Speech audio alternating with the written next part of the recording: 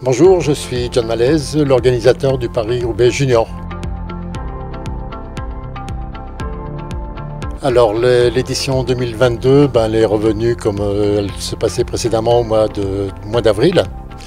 La dernière manche, la 18e qui s'est déroulée au mois d'octobre, on a eu un temps épouvantable. C'était vraiment un chantier, on va dire ça comme ça. Donc cette édition 2022, a priori, je pense qu'on aura un temps un peu meilleur. On va cette année avoir 17 équipes nationales et puis 3 autres sélections. Donc on aura l'équipe des Hauts-de-France pour le comité régional du Nord, enfin des Hauts-de-France. Et on aura 2 équipes de sélection qui seront celles de AG2R, Citroën, U19 et Cannibal Team.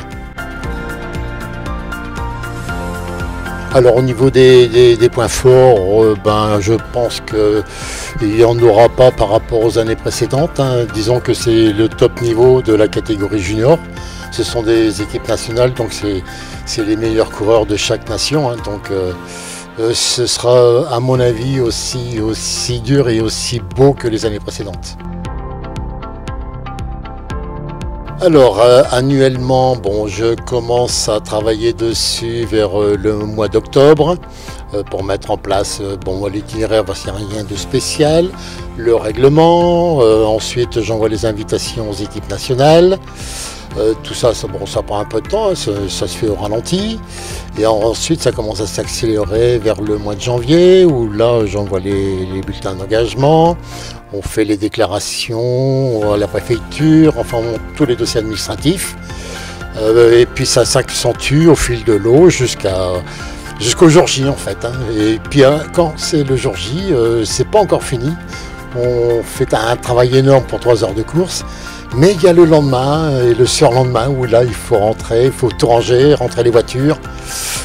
Voilà, donc ça se termine en gros une semaine après. Je peux dire que je suis même très fier quand je vois les palmarès et tout le nombre de coureurs qui ont participé au Paris-Roubaix Junior, qui sont aujourd'hui professionnels ou qui ne le sont plus d'ailleurs. Mais j'ai des coureurs extraordinaires, j'en ai un qui a gagné en 2003, Geraint Thomas qui a gagné le Tour de France, on a Peter Sagan qui a fait 2e en junior et qui a gagné le Paris-Roubaix 2018 en élite. Et j'ai un nom, Jesper Stuyven, Florian Sénéchal, j'en passais des meilleurs. Pogacar qui a couru en 2016 de mémoire, qui a terminé 16e. Enfin bref, j'ai vu passer énormément de champions, mais quand ils sont dans la catégorie junior, on ne connaît pas leur devenir, donc c'est après qu'on se rend compte que. En fait, je ne vous en ai pas parlé tout à l'heure, mais en 2019, c'est John Degenkolb qui a sauvé l'épreuve, sachant qu'il nous manquait une dizaine de milliers d'euros pour boucler le budget. Donc on était près de l'abandon de l'épreuve, de ne pas la faire. Et par la voie des réseaux sociaux, c'est arrivé chez John Degenkolb et qui a pris la décision de faire un financement participatif. Et sur 2 jours, il a bouclé le budget tout simplement. Donc c'est lui qui nous a sauvé l'épreuve en 2018.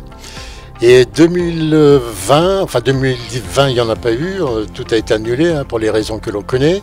Et l'édition 2021, c'est M. Marc Madiot qui a réuni la somme pour boucler le budget et pour qu'on puisse faire l'édition du mois d'octobre. Et cette année 2022, donc j'ai eu un appel il n'y a pas très longtemps, ce sont les cafetières Marzocco qui vont nous aider pendant 3 ans à raison de 2500 € par an. Donc c'est de très bonnes nouvelles vu les difficultés que l'on a actuellement pour amasser et puis récupérer des partenaires. C'est très compliqué, malheureusement. Alors le Paris-Roubaix Junior est depuis 2008 en Coupe des Nations, c'est-à-dire le plus haut niveau junior, de la catégorie junior. Et là ne peuvent y prendre part que les équipes nationales, jusqu'à il y a 2 ans où l'UCI nous autorise à prendre 16% d'équipes non nationales. Donc la sélection est très compliquée pour avoir les très bonnes équipes de sélection. Alors le Paris-Roubaix Junior a été créé en 2003 et c'est venu pas bêtement, mais en fait quand j'étais directeur sportif de l'équipe junior du Vélo Club de Roubaix, Pour faire les belles courses, il fallait soit aller au sud de Paris, soit aller en Belgique ou en Bretagne. Enfin bref, il fallait vraiment aller très loin pour faire de belles courses. Et à un moment donné, je me suis dit, bon sang de bonsoir, il n'y a rien dans le Nord, donc il faudrait faire quelque chose. Et un soir, au cours d'une réunion du comité directeur du club, du Vélo Club de Roubaix, j'en ai parlé au président, qui était à l'époque Jean-Charles Canonne. Et il m'a dit, oui, moi il n'y a pas de problème, tu peux y aller, mais à condition que tu le finances. Alors voilà, c'est parti comme ça. J'ai réussi à financer la première épreuve. On était comment dirais-je, en national d'ailleurs. Ouais, on était en classe nationale. Et le problème, la première fois qu'on a fait le Paris-Roubaix Junior 2003, j'ai réussi à avoir 75 coureurs, mais le problème c'est que j'ai dû appeler des coureurs, j'ai dû appeler des équipes pour réussir à avoir un petit plateau, à avoir un minimum de plateau. Donc c'était très compliqué la première année, mais la seconde après ça a explosé.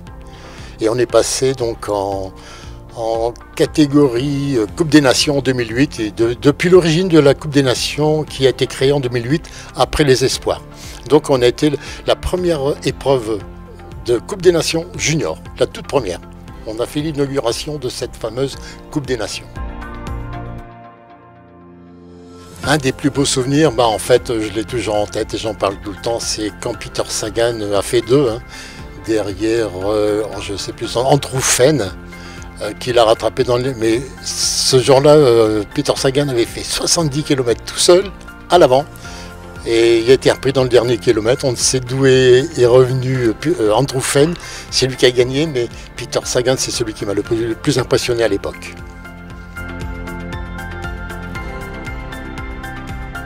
En fait, c'était notre point faible et là, on commence à avoir une équipe qui commence à gérer ça.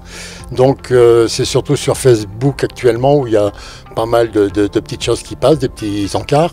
Et ça, je le dois grâce à deux petits jeunes là, qui connaissent ça beaucoup mieux que moi.